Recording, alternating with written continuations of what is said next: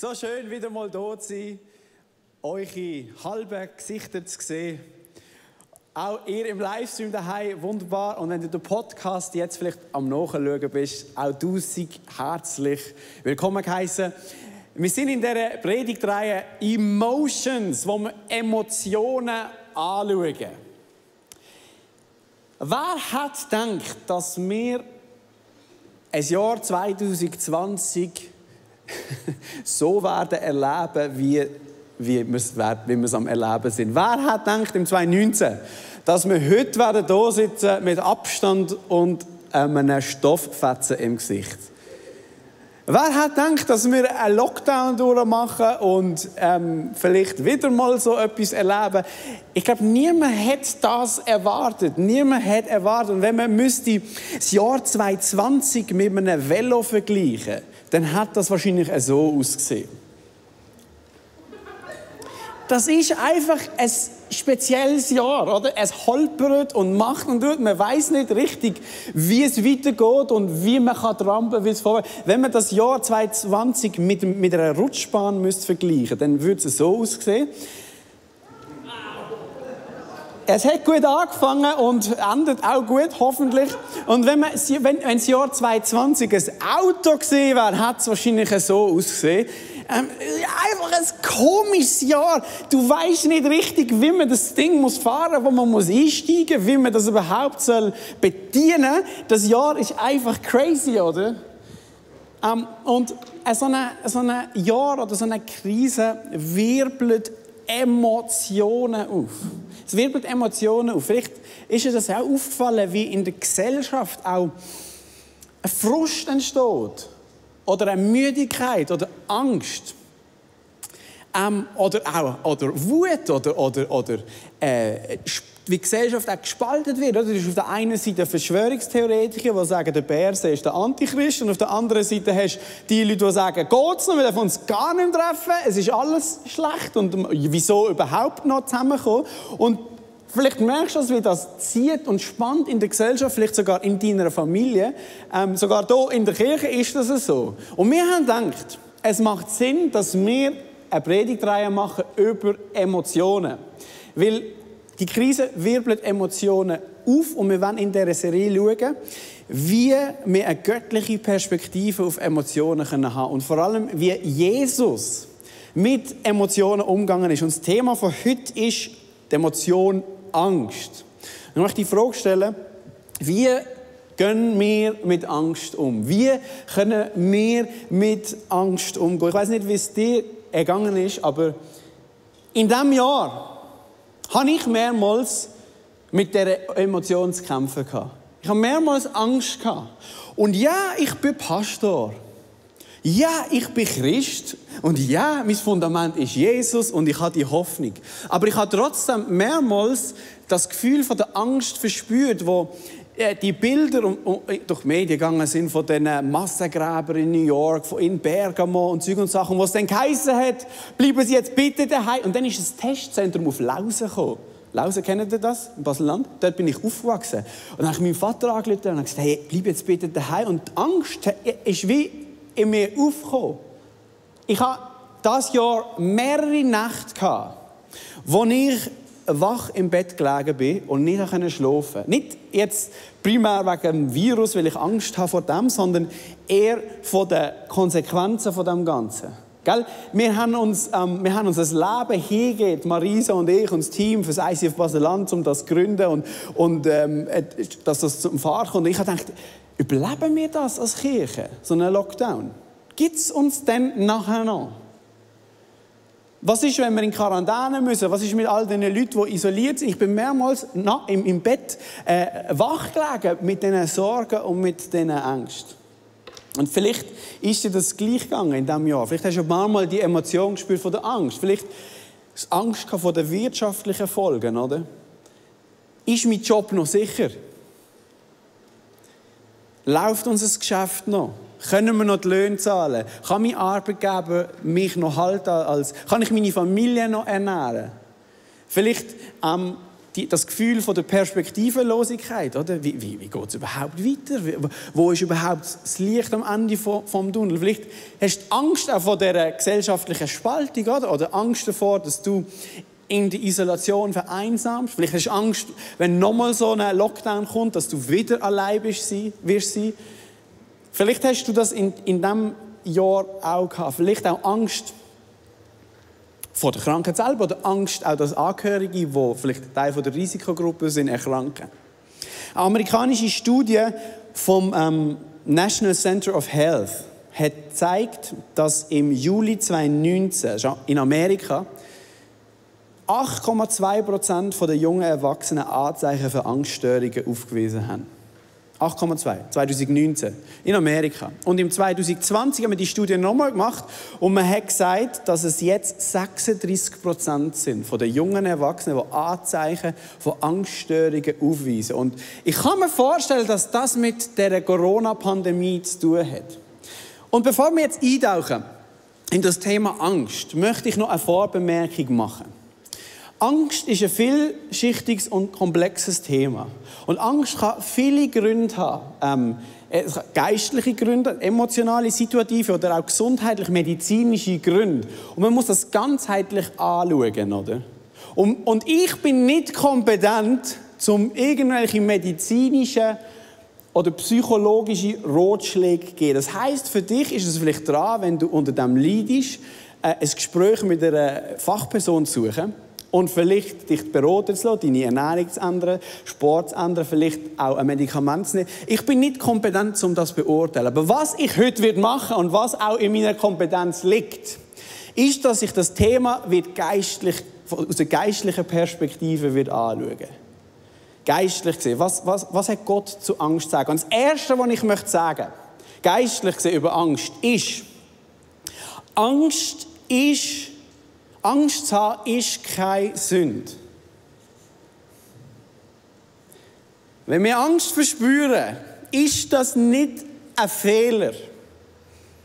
Ist das nicht etwas, wo Gottes Gebot gesagt hat und irgendwie enttäuscht ist oder irgendwie so etwas? Und vielleicht entlastet dich das heute am Morgen oder du dich im Livestream. Ähnlich wie Zorn.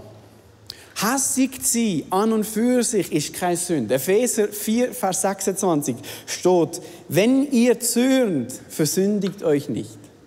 Das heisst, zürnen, hässig zu sein, ist keine Sünde. Eine Faust zu machen im Sack ist nicht falsch. Wenn meine Faust dann bei dir im Gesicht landet, dann habe ich die Angst, zu der Sündler werden. Oder? Und ganz ähnlich ist es mit der Angst. Angst an und für sich ist keine Sünde. Aber die Angst kann dich zu der Sünde verleiten.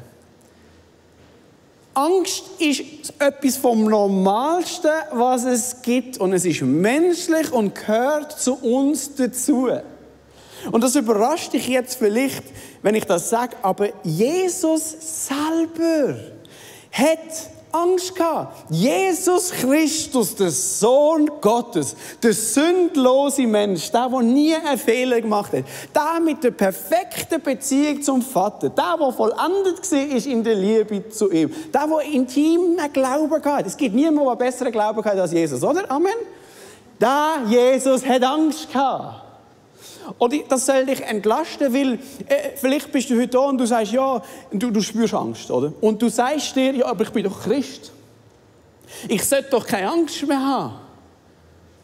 Im 1. Johannesbrief steht doch, wer vollendet ist in der Liebe, der hat keine Angst. Und wer noch Angst hat, ist noch nicht vollendet in der Liebe. Und du schliessest daraus, du sagst, ja, dann bin ich halt noch nicht vollendet in der Liebe. Dann ist mein Glaube halt noch nicht stark genug. Ich möchte nur eine Klammerbemerkung machen zu diesem Text. Das ist nicht unser Haupttext heute, aber der Text aus dem 1. Johannes ist im Kontext von Gericht und Strafe geschrieben. Die Liebe treibt Furcht aus vor dem Gericht und vor der Strafe. Nicht Angst allgemein. Angst haben an und für sich ist sogar etwas, was zu uns dazugehört. Wenn ich vor einem Abhang stand und da geht es ab und da ist kein Zaun, und ich sage einfach, ich bin Christ und ich habe keine Angst und ich gehe runter. Ist egal, ob du Christ bist oder nicht. Es ist gut, zum Respekt zu haben vor Sachen. Angst an und für sich ist keine Sünde. Sogar Jesus, der vollendet war in der Liebe, einen vollendeten Glauben hat, in einer intimen Beziehung zum Vater im Himmel gestanden ist, hat Angst gehabt. Amen? Hat Angst gehabt. Das heisst, Angst haben ist in Ordnung. Und ich möchte jetzt ganz konkret anschauen, wie Jesus denn mit Angst umgegangen ist. Und es gibt die Szene, die beschrieben wird in der Bibel, kurz bevor er gekreuzigt wird. Und wir werden dort eintauchen und ganz praktische Schritte herausnehmen, wie Jesus mit Angst umgegangen ist und wie wir das in unserem Leben anwenden. Das heisst, die Predigt wird eine ganz praktische Predigt. Ganz praktische, ganz konkreter Schritt. Das heisst, du darfst heute mitschreiben. Und wenn du nicht mitschreibst, schreibst du halt nicht mit. Genau. Wie ist Jesus mit Angst umgegangen? Wie ist Jesus mit Angst umgegangen?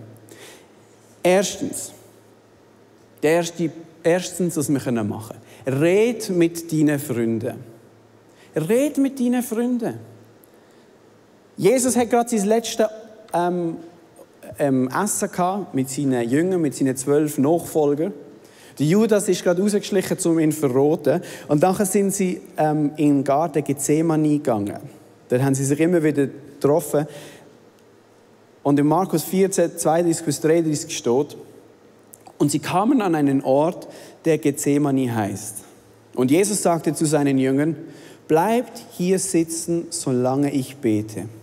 Und er nahm Petrus und Jakobus und Johannes mit sich, seine 3 engsten Freunde. Und er begann zu zittern und zu zagen. Jesus Christus, der Sohn Gottes, der vollendet war in der Liebe und im Glauben, hat zittert vor Angst. Andere Übersetzungen formulieren das so. Ihn haben Angst und Grauen gepackt. Ihn hat eine Schwere überfallen, eine Qual. Er ist in ein dunkles Loch von Panik hineingefallen. Er hat Angst gehabt. Warum hat Jesus Angst gehabt? Weil er gewusst hat, was ihn erwartet. Er hat gewusst, was ihm bevorsteht. Er hat gewusst, dass er jetzt dann überliefert wird. Er hat gewusst, dass seine Freunde ihn werden verlassen und davor rennen. Er hat gewusst, dass er ausgepeitscht wird. Auf eine grausame Art und Weise. Er hat gewusst, dass er gefoltert würde. Er hat gewusst, dass er jetzt dann bald an einem Kreuz verreckt. Nackt dort hängt und verstickt. Mit durchbohrten Händen und durchbohrten Füßen. Er hat gewusst, was ihm bevorsteht. Der keine Sünde kennt hat. An ihm hat sich die ganze Sünde von dieser Welt, der Horror und die ganze Angst und die ganze Dunkelheit kumuliert und an ihm austobt. Damit du und ich gerettet werden können. Und Jesus hat Angst gehabt. Er hat so viel Angst gehabt, dass er zittert hat. Und jetzt schau, was er macht. Er redet mit seinen Freunden. Markus 14, Vers 34. Und Jesus sagt zu ihnen, meine Seele ist zu Tode betrübt. Bleibt hier und wacht. Er teilt seine Angst mit seinen Freunden. Schau seine Transparenz an. Er sagt, was in ihm vorgeht. Er muss nicht vorspielen. Er ist ehrlich mit dem, was in ihm vorgeht.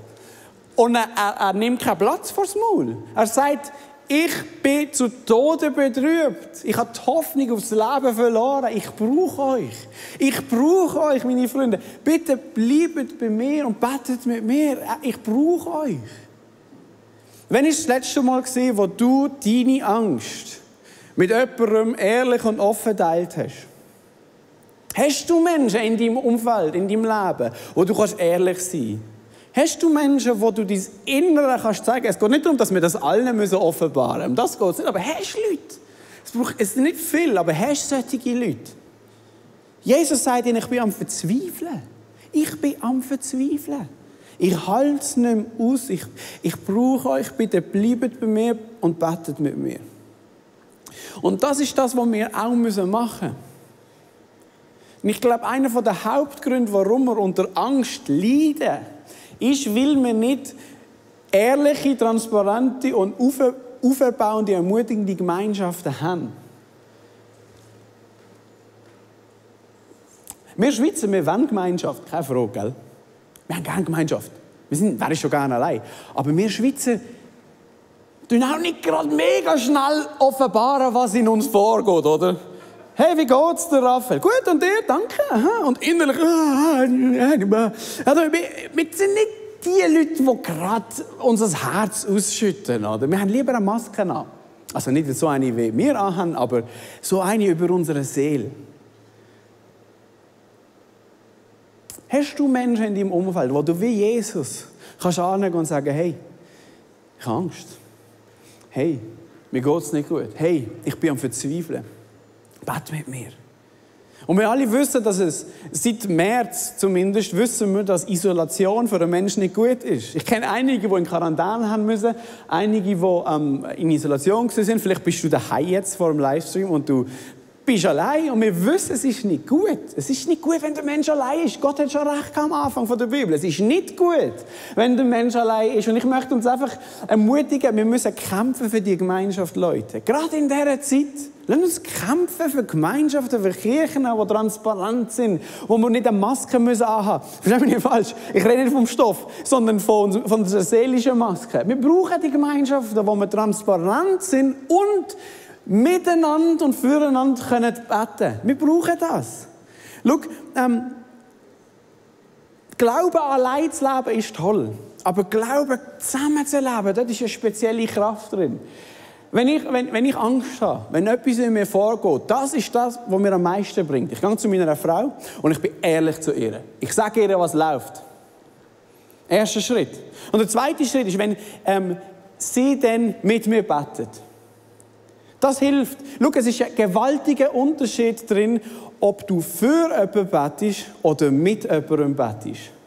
Wenn ich zu meiner Frau gehe und sage, ich habe das und das und das, stresst mich, und sie sagt, okay, ich bete für dich, gute Nacht. Ist das nett?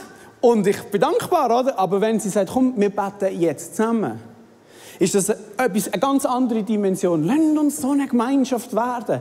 Ehrlich, transparent. Lasst uns auch nicht nur füreinander beten, sondern miteinander. Lasst uns so eine Gemeinschaft bauen. Das ist das Erste, was wir am Beispiel von Jesus lernen können. Er hat mit seinen Freunden geredet. Und das Zweite, was uns Jesus lehrt, wenn wir Angst haben, ist, dass du mit deinem Vater reden darfst. Red mit deinem Vater. Markus 14, 35 bis 36. Und er ging ein paar Schritte weiter, fiel zu Boden und betete, dass, wenn es möglich sei, die Stunde an ihm vorübergehe. Und er sprach, aber Vater, alles ist dir möglich. Lass diesen Kelch an mir vorübergehen. Das klingt jetzt vielleicht ein bisschen banal, wenn ich das so sage. Aber wenn wir Angst haben, wenn du Angst hast, darfst du beten. Du darfst zu deinem himmlischen Vater kommen mit deinen Sorgen und Nöten. Du darfst das. Das klingt jetzt vielleicht mega einfach und so ja super, hast du etwas Neues. Aber wie oft ist es so, dass Gebet etwas vom Letzten ist, was wir machen?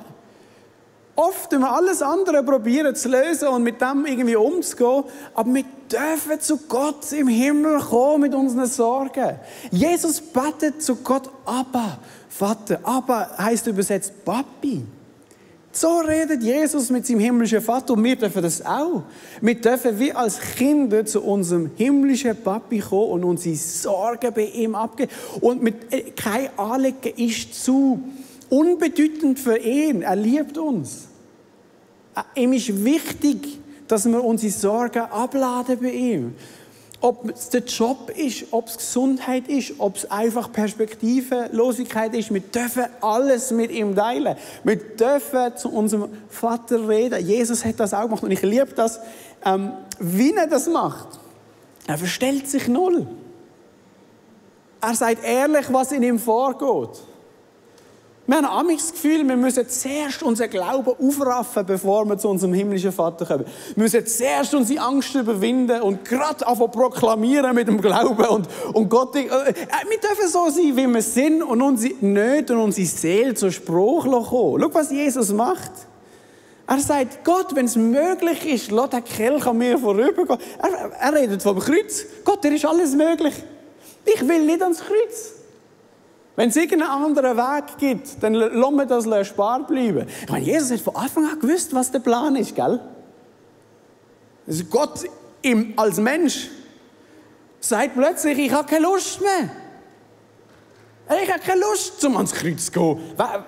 Ich will doch nicht gefoltert werden und dass die ganze Sünde, die ganze Horror, die ganze Panik von dieser Welt sich an mir austobt.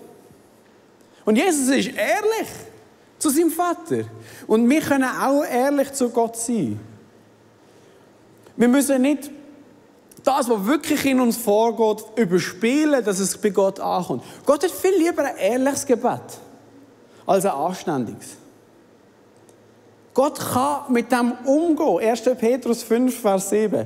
All eure Sorgen werft auf ihn, denn er kümmert sich um euch. Wir dürfen unsere Sorgen, die in uns abgehen, auf ihn werfen. Das ist ein Angebot. Wir dürfen das machen. Und ich rede von ehrlichem Gebet, wie Gott. Das schießt mich an. Das blöde Scheiß Corona geht mir so auf den Sack, Gott. Wir dürfen das sagen. Wir müssen uns nicht verstellen.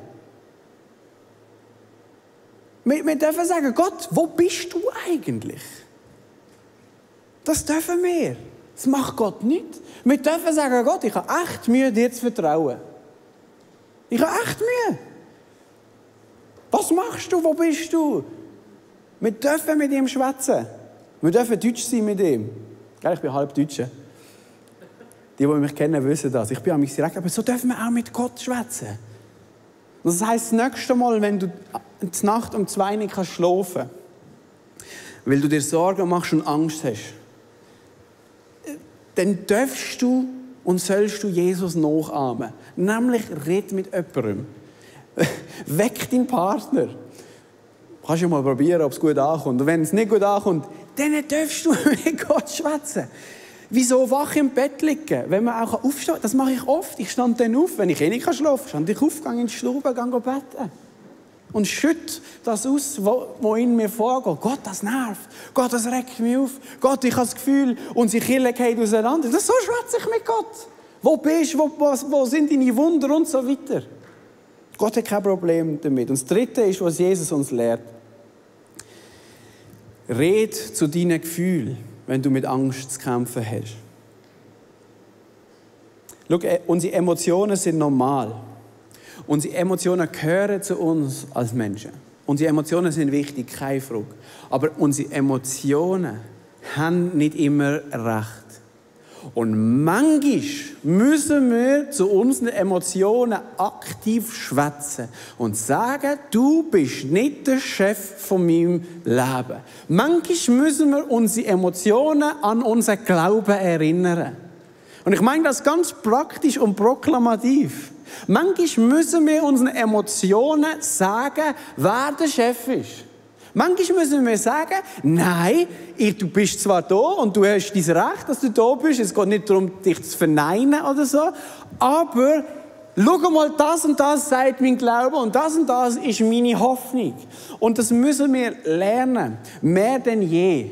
Es ist gut, weißt, ziehen wir uns Predigten rein, die uns ermutigen. Es ist gut, ziehen wir uns Worship rein und dann etwas abspielen, wo jemand die Worte über uns aussingt und ausspricht. Das ist alles gut. Aber wir müssen lernen, selber Verantwortung zu übernehmen und selber Verantwortung für unsere Gefühle zu übernehmen. Wenn ich immer meinen Gefühlen jeden Raum geben würde, dann hätte ich schon ein paar Leute eins in die Fresse geschlagen. Das machen wir aber nicht. Wenn ich die ganze Zeit der Angst Raum geben würde ich mich isolieren. Aber es ist nicht gut, wenn der Mensch sich isoliert. Wir brauchen Gemeinschaft. Und das heisst, wenn du damit kämpfst und Angst hast, dass du zum Beispiel einsam bist. Du hast Angst, wieder zu vereinsamen. Und du hast den letzten Lockdown ganz schlimm erlebt. Weil das Gefühl in dir aufgekommen ist, das schon ganz früher, schon lange da ist, dass sich niemand um dich kümmert und dass du nicht wichtig bist. Und du hast jetzt Angst, dass es wieder so kommt. Wenn du das bist, ermutige ich dich, anfangen zu proklamieren und zu sagen, nein. Auch wenn mich alle anderen verlassen, Gott ist bei mir. Gott hat versprochen, er wird mich nie und nimmer verlassen. Und wir dürfen das aussprechen und wir sollen das aussprechen über uns selber. Wenn du Angst hast vor den wirtschaftlichen Erfolgen und du hast Angst, dass es für dich nicht mehr reicht und für deine Familie nicht mehr reicht und du hast Angst, dass es auch nicht mehr reicht, im Reich Gottes zu investieren, finanziell und zu spenden, weil du denkst, es reicht dann vielleicht nicht. Und wenn die Angst aufkommt und du anfängst, dich zu isolieren bist und für dich am Schauen, dann gibt es den Moment, wo wir dürfen sagen, nein, nicht mein Arbeitgeber ist mein Versorger, sondern Gott. Schlussendlich schaut Gott für mich. Mein Arbeitgeber kann mir nur einen Lohn zahlen, weil er die Möglichkeit hat von Gott. Das passiert so schnell und es ist weg. Die Arbeitgeber ist auch nicht eine Sicherheit, die wir immer haben. Wir dürfen aussprechen über uns, was wahr ist. Gott, du bist mein schlussendlicher Versorger. Wenn du dich unwürdig fühlst und enttäuscht bist und du fühlst dich nicht geliebt, weil du das und das machst und enttäuscht bist über dich selber, sagst du, nein, stopp, Gott liebt mich aber bedingungslos. Ich bin nicht gerecht gesprochen durch meine Werke, durch meine Taten. Ich bin gerecht gesprochen aufgrund vom Glauben und seiner Gnade. Das dürfen wir aussprechen und sollen wir aussprechen. Genau das macht Jesus, muss man mal schauen. Markus 14, Vers 36. Und er sprach, aber, er betet, Vater, alles ist dir möglich, lass diesen Kelch an mir vorübergehen. Er ist ehrlich, Gott, das will ich. Ich will nicht den Kelch trinken, ich will nicht ans Kreuz. Das ist mein Wille, das ist mein Wille. Er schüttet seine Seele aus. Aber dann kommt er zu dem Satz und er sagt, doch nicht, was ich will, sondern was du willst. Gott, nicht mein Wille soll geschehen, nicht meine Gefühle sollen mich diktieren, sondern dein Wille. Und Jesus spricht das über sich selber aus. Jesus proklamiert das über sein Leben. So mache ich das. Wenn ich die Nacht nicht schlafen kann. Und irgendwann habe ich genug, von mir wach im Bett liege, gehe ich in die Stube, gehe auf meine Knie, du musst nicht auf die Knie gehen, du kannst das im Bus machen, du kannst es überall machen, aber ich gehe auf meine Knie meistens. Und dann schütte ich meine Seele bei Gott aus. Und sage, Gott, das regt mich auf. Und das regt mich auf. Und was ist eigentlich mit dem? Und wie machen wir das? Und wie soll das weitergehen? Und ich sehe es nicht und ich sehe es nicht und ich schütte das aus, was wirklich vorgeht. Und dann gibt es den Moment, wo ich anfange, Gott, ihn an seine Versprechen zu erinnern. Hast du das schon mal gemacht? Gott zu erinnern an seine Versprechen. Gott, du hast gesagt, du baust dein Reich. Aber Gott, du hast doch gesagt, das ist mega scheiße. Aber Gott, du hast gesagt, du schaust, du hast gesagt, du gießt deinen Geist aus. Du hast gesagt, auch wenn wir uns nicht mehr so treffen können, du bist doch nicht abhängig von dem. Du bist unaufhaltsam. Gott, du baust dein Reich. Gott, du schaust für mich. Und ich fange an, ihn an seine Versprechen zu erinnern. Er muss doch das nicht wissen, er weiß es ja eh schon. Verstehst du? Ich erinnere ihn an seine Versprechen und plötzlich kommt ein Frieden in mein Herz. Plötzlich kommt ein Frieden in mein Herz und ich kann schlafen. Warum? Warum ist das passiert? Weil meine Gefühle zugelassen haben. Verstehst du? Meine Gefühle haben zugelassen, was ich ausgesprochen habe. Ich habe Gott an seine Versprechen erinnert und meine Gefühle hören zu und sagen, ah ja, stimmt eigentlich. Und dann kann ich schlafen. Und so ist Jesus auch mit der Angst umgegangen. Er hat mit seinen Freunden geredet, er hat mit seinem Vater im Himmel geredet und er hat zu seinen Gefühlen geredet. Und jetzt, ganz wichtig, das ist nicht einfach ein Rezept, das so funktioniert. 1, 2, 3 und dann ist es gegessen. Sondern Jesus selber, du kannst nachlesen in Markus 14, macht das mehrmals. Er geht hin und her. Das ist ein Prozess. Er geht hin und her. Er redet mit seinen Freunden, geht beten. Kommt zurück, sie sind am Pennen, weckt sie wieder, bitte beten, geht wieder zurück zum Vater. Er macht es im Gesamten 3-mal. Es ist ein Prozess und manchmal ist es ein Kampf. Schau, manchmal müssen wir wie die Wand durchbrechen, bis der Frieden in unser Herz reinrutscht. Manchmal passiert es nicht von Anfang an. Wir müssen nochmal beten und nochmal beten. Meine Tochter, Timea, ist so herzig angefangen mit ihr beten, bevor ich sie ins Bett bringe. Und sie liebt, gell, Tochter von meinem Pastor. Genau, sie liebt. Sie liebt. Und dann beten wir und sagen, danke für Großmami und fürs Großpapi und für den Hund und so. Und dann gehe ich raus und eigentlich zu 99% höre ich ihre Stimme, wo sie sagt, Papi, nochmal beten. Und ich weiss, sie will nicht schlafen, darum ruft sie und ich kann fast nicht Nein sagen, wenn so ein Mädchen, und dann bist du noch Pastor, gell? Kannst du nicht sagen, nein, jetzt beten wir nicht mehr. Dann gehst du noch mal zurück, okay, wir beten. Schau, manchmal müssen wir noch mal beten. Manchmal müssen wir noch mal beten und noch mal beten. Wenn Jesus das auch hätte machen müssen wir das manchmal auch machen. Aber es hat funktioniert. Es hat funktioniert. Der Friede von Gott ist ins Herz von Jesus hineingerutscht. Der Friede von Gott ist hineingerutscht. Er ist in den Garten Gethsemane gegangen. Gethsemane heisst übersetzt Ölpresse. Dort, wo Druck ist, dort, wo Schwere kommt, dort, wo aus den Oliven das Öl hergestellt wird. Jesus geht mit dieser ganzen Schwere und Angst in den Garten, in die Schwere, in den Druck hinein. Er redet zu seinen Freunden, er redet mit Gott, er redet zu seinen Gefühlen.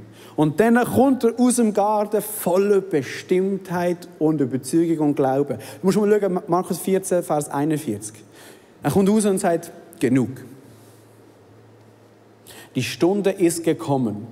Jetzt wird der Menschensohn in die Hände von Sündern ausgeliefert. Steht auf, lasst uns gehen. Und Soldaten kommen, verhaften ihn und er sagt, niemand nimmt mein Leben, außer ich gebe es. Und Jesus hängt am Kreuz und sagt, Jesus, vergib denen, die mich kreuzigen, denn sie wissen nicht, was sie machen. Er hängt am Kreuz und sagt, Gott, in deine Hand lege ich meinen Geist. Was ist passiert? Der Friede von Gott ist in sein Herz hineingekommen. Und Paulus beschreibt das eigentlich so. Er schreibt das aus einem römischen Gefängnis im Philipper 4, 5-7. Macht euch um nichts Sorgen. Wendet euch vielmehr in jeder Lage mit Bitten und Flehen und voll Dankbarkeit an Gott und bringt eure Anliegen vor ihn. Dann wird der Frieden Gottes, der weit über alles Verstehen hinausreicht, über euren Gedanken wachen und euch in eurem Innersten bewahren. Euch, die ihr mit Jesus Christus verbunden seid. Gottes Friede kommt in unser Leben hinein, in unser Herz. Und es ist nicht ein Friede, der uns die Welt schenkt. Es ist ein Friede, der uns Gott schenkt. Und es ist ein Friede, der zum Teil unabhängig von der Situation da ist. Die Situation hat sich nicht geändert für Jesus. Er ist immer noch ans Kreuz. Aber er hat einen Frieden gehabt. Und schau, das Jahr ist crazy. Und wer weiß, wo das noch anführt? Keine Ahnung. Keine Ahnung. Aber ich möchte uns ermutigen, ich möchte dich persönlich ermutigen. Öl steht in der Bibel für den Heiligen Geist. Und in dem Garten Gethsemane, in dieser Ölpresse, wo Schwere kommt, Druck kommt, Leid kommt, dort ist Jesus durch. Und die grösste Ausgießung vom Heiligen Geist ist nach dieser Angstattacke gekommen, am Pfingsten. Und ich möchte mit dem einfach sagen, wenn du durch so eine Ölpresse durchgehst von der Angst, was daraus entstehen kann, ist die Ausgießung vom Heiligen Geist. Schau, die grösste Erweckung der Menschengeschichte hat nach dem Garten Gethsemane, nach dieser Ölpresse stattgefunden. Jesus ist erweckt worden von den Toten. Und ich bin überzeugt, schau Leute, Corona macht uns als Kirche schlussendlich besser. Ich glaube, es ist anstrengend, ich glaube, es ist schwierig und vielleicht wird es noch schwieriger, who knows, gell? Aber ich glaube, Corona bringt uns näher zusammen als Kirche. Jetzt nicht unbedingt physisch, aber geistlich gesehen. Vielleicht fangen wir an, ehrlich zu sein zueinander. Vielleicht fangen wir an, transparent zu sein und eine Kirche zu werden, die nicht nur füreinander betet, sondern miteinander. Mehr als je zuvor. Vielleicht fangen wir an, die Worte von Gott mehr auszusprechen über unsere Situationen. Und ich glaube, wir werden noch viel mehr sehen, als wir je gesehen haben. Ich möchte abschließen mit dem Gebet, das Jesus betet hat. Er betet, dein Wille soll geschehen und nicht mein Wille. Und ich glaube, dort ist auch ein Schlüssel drin, wie wir Entlastung finden mit den Emotionen der Angst. Wenn wir es schaffen, zu beten, Gott, dein Wille soll geschehen und nicht meine, wird etwas frei in uns. Das Gebet ist nicht einfach, aber schau, ich bin überzeugt, Gottes Reich ist unaufhaltsam. Das kommt. Gott lässt sich doch nicht aufhalten von irgendetwas. Die Frage ist mehr, habe ich das Gebet auch gebetet? Die Frage ist mehr, bin ich dabei bei seinem Reich? Das ist die Frage. Und glaubt mir, das ist das, was mir Frieden gibt. Wenn es ICF in 2 Jahren nicht mehr gibt, ich sage einfach, könnte ja sein, weil wir uns nie mehr treffen und dann ist mein Lohn weg, bin ich nicht mehr bezahlt. Was gibt mir Frieden? Wirklich, was gibt mir Frieden in dem Moment, ist, wenn ich beten kann, Gott, dein Wille soll geschehen und nicht mein und ich bin da für deinen Willen. Das heisst, egal was ist, ICF oder nicht, ich will weiterhin predigen. Ich bin in seinem Dienst. Und dann ist egal, was kommt. Er hat gesagt, er schaut. Und ich möchte dich jetzt zum Schluss von dieser Predigt ermutigen, das zu beten mit mir. Dein Wille soll geschehen, nicht mein. Und ich gebe mich für deinen Willen zur Verfügung. Amen. Lass uns doch aufstehen für diesen Moment vom Gebet. Vielleicht auch du daheim im Livestream. Jesus, ich danke dir, bist du durch die Ölpresse durchgegangen. Ich danke dir, hast du das alles über dich gehen. Und Jesus, du siehst jede einzelne Person hier in dieser Halle, daheim im Livestream, im Podcast, die mit Angst zu kämpfen hat, die nicht schlafen in der Nacht. Jesus, und ich danke dir, schenkst du den Frieden, der die Vernunft übersteigt. Jesus, ich danke dir, dass du deinen Heiligen Geist jetzt schenkst. Ich bitte dich, Jesus, dass wir erleben dürfen, was es heisst, ein Kirche zu sein von der Hoffnung. Ein Kirche zu sein, wo wir transparent sein dürfen, aber ermutigend gleichzeitig. Ich bitte dich für das ICF Basel, Basel-Land und Lörrach, dass das so Orte werden können, wo es leuchtet, wo es hell wird. Weil wir das machen, Jesus, was du gemacht hast. Ich bitte dich, Jesus, dass du jetzt die Dunkelheit der Herzen wegnimmst. Dass du Licht dort reinströmen, Jesus. Dass du den Glauben wächst, dass du die Hoffnung wächst, dass du die Liebe wächst, Jesus. Dass du deine Gedanken uns wie ins Herz schreibst. Dass wir lernen, das auszusprechen über uns, was wahr ist. Ich danke dir für die Zukunft, denn sie ist sicher in deiner Hand. Und Jesus, dein Wille soll geschehen und nicht mein. Dein Reich soll kommen und nicht meins. Und ich stelle mich zur Verfügung für dein Reich und für deinen Willen, Jesus.